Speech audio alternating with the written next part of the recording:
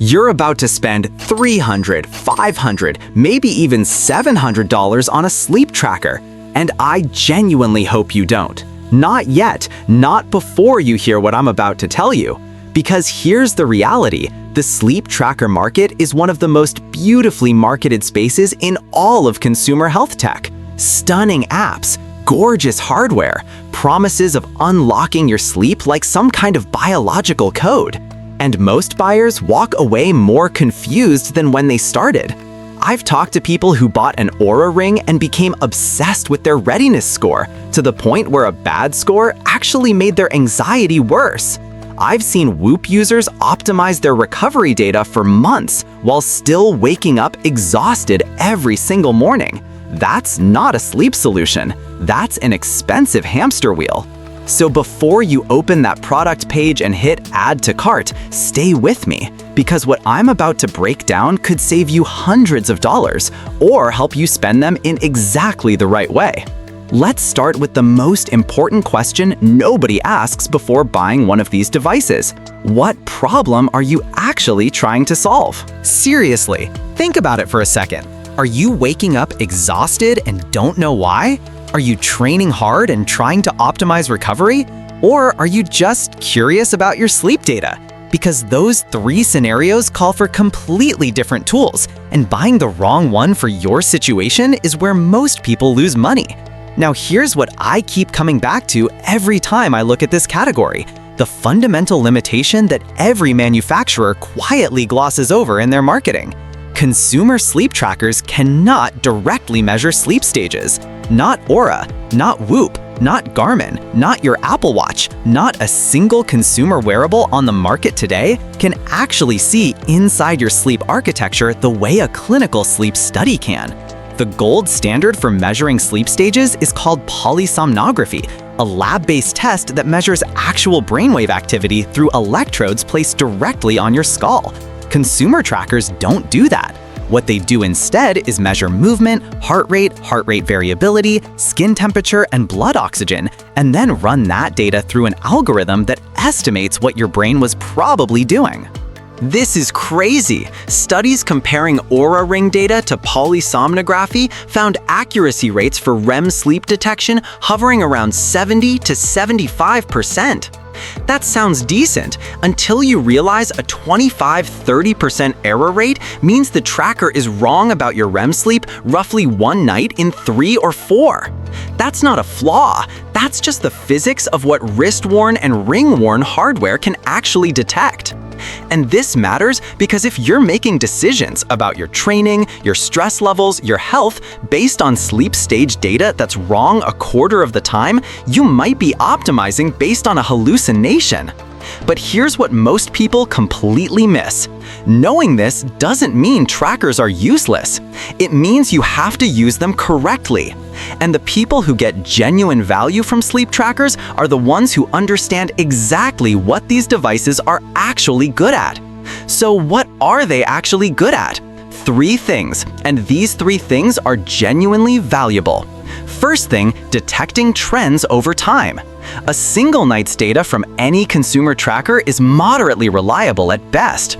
But 30 days of data? 90 days? That's where patterns emerge that you simply cannot feel in your own body. The slow drift of your resting heart rate creeping up over 3 weeks, that's a stress signal your body will notice as burnout long before your conscious mind does. The pattern of your HRV dropping every Sunday night, that's your nervous system telling you something about how you spend your weekends. This kind of longitudinal insight is genuinely powerful, and it's something no subjective sleep diary can give you with the same precision. Second, accountability and behavior change. Here's something the research shows clearly. People who track sleep tend to prioritize sleep more. That's not magic. That's just what happens when you make something visible. If you're someone who chronically undersleeps because life gets busy and sleep always loses the negotiation, a tracker sitting on your finger every morning showing you a recovery score of 42 out of 100 is a brutal, useful mirror.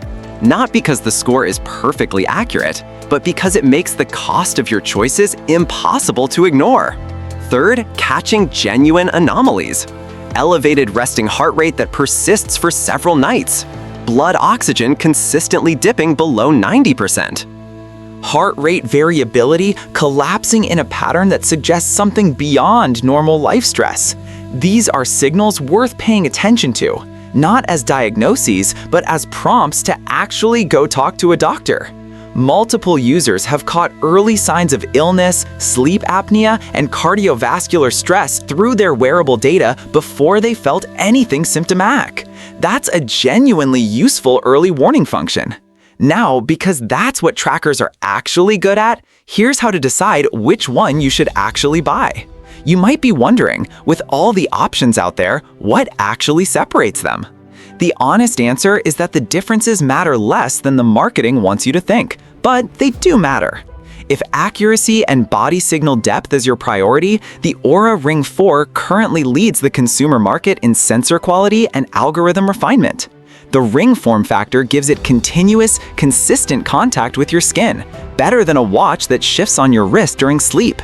Its temperature sensing is among the most sensitive available in a consumer device.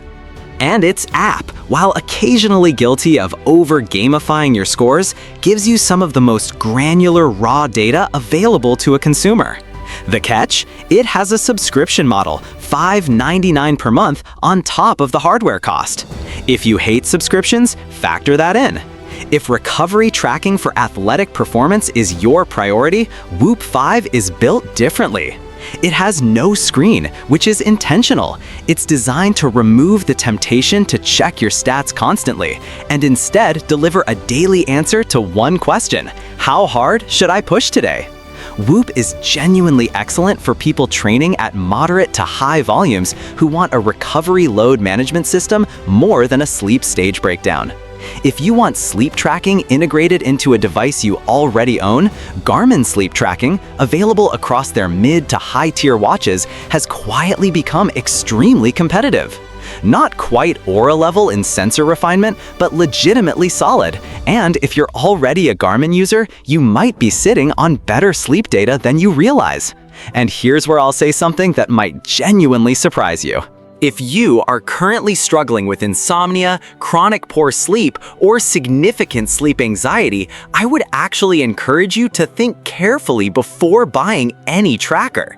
Research published in the Journal of Clinical Sleep Medicine identified a phenomenon called orthosomnia, a condition where people become so focused on achieving perfect sleep tracker scores that the anxiety itself begins disrupting their sleep. If your relationship with sleep is already strained, adding a device that scores your night every morning can deepen that anxiety in ways that make your sleep measurably worse. In that case, the most evidence-based thing you can do is work on your sleep system first, your schedule, your light exposure, your evening wind down, and consider tracking once your sleep foundation is more stable. Because a tracker will tell you what your sleep looks like. It won't fix it for you. And that distinction, measurement versus mechanism, is everything. So here's the bottom line. Sleep trackers are genuinely useful tools when you know what they can and can't do, and when you choose the right one for your specific situation. They are not sleep solutions. They are measurement systems. And your sleep quality will always depend more on what you do during the day and how you manage your evenings than on any device on your finger. If this breakdown helped you think more clearly about this decision, give this video a like because it genuinely helps this channel reach people who need exactly this kind of no-nonsense information. And if you want to go deeper on which specific tracker is right for your situation, Oura versus Whoop versus Garmin, tested side by side, that full comparison is right here. Watch that next.